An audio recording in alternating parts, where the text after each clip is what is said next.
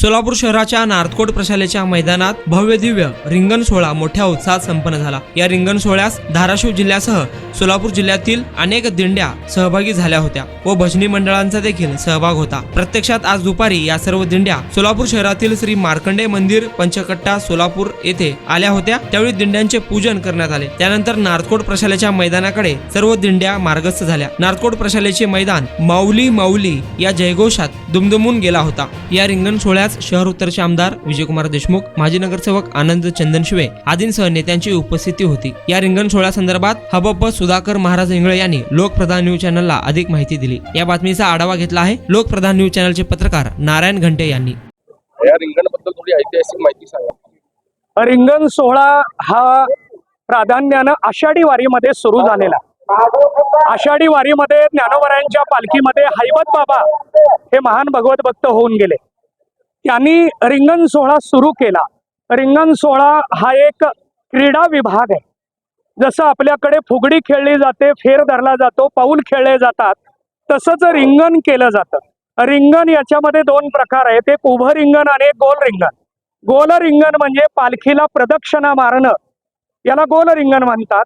आणि उभ्या पद्धतीनं पहिला ध्वजा असतो तिथून पालखीपर्यंत उभ्या पद्धतीनं येणं याला उभं रिंगण असं म्हटलं जातं। अशी रिंगणाची प्रथा आहे आणि त्यामध्ये आज पहिलं गोल रिंगण नार्थकोट प्रशालेच्या मैदानात सुरू झाले।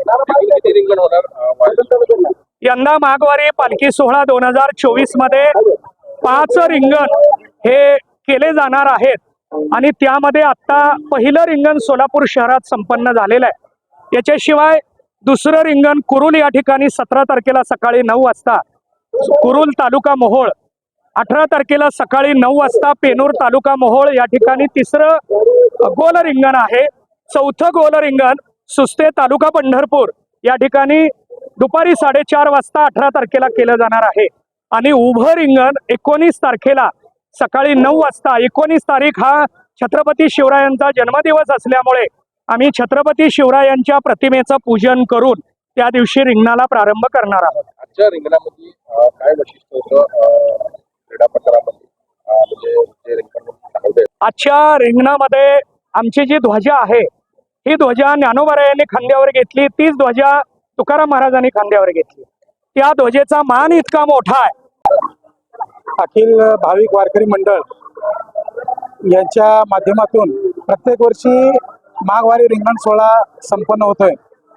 यावर्षी अतिशय भव्य दिव्य आणि प्रमाणामध्ये आपल्या भारताचे राष्ट्रीय अध्यक्ष अखिल भाविक वारकरी मंडळ आदरणीय हरिभक्तीपरायण सुधाकर महाराज इंगळे यांच्या मार्गदर्शनाखाली अतिशय भव्य आणि दिव्य प्रमाणामध्ये हा सोहळा संपन्न झालेला आहे।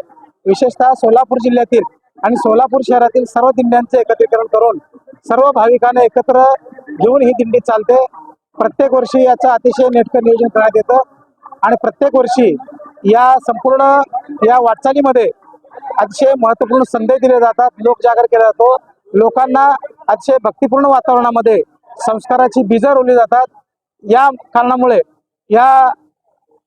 अखिल भाविक वारकरी मंडळाचा हा जो सोहळा आहे अतिशय वैभवामध्ये दरवर्षी संपन्न होतो। इंदुमती साहेबांना गायकवाड, SRP कॅम्प, ज्ञानेश्वरी भजनी मंडळ, विठ्ठल रुक्मिणीचा हा पात्र घेतलेला आहे। वर्षाला मीनाक्षी मुंडे यांनी मला वर्षाला विठ्ठल पात्र तयार करतात आणि हा भगवंताचं रूप घेऊन मला खूप आनंद झालेला आहे।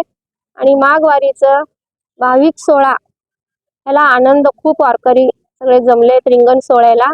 भगवंताच्या आशीर्वादाने मला पांडुरंगाचा अवतार मिळाला, याच्यात मी खूप आनंद आहे।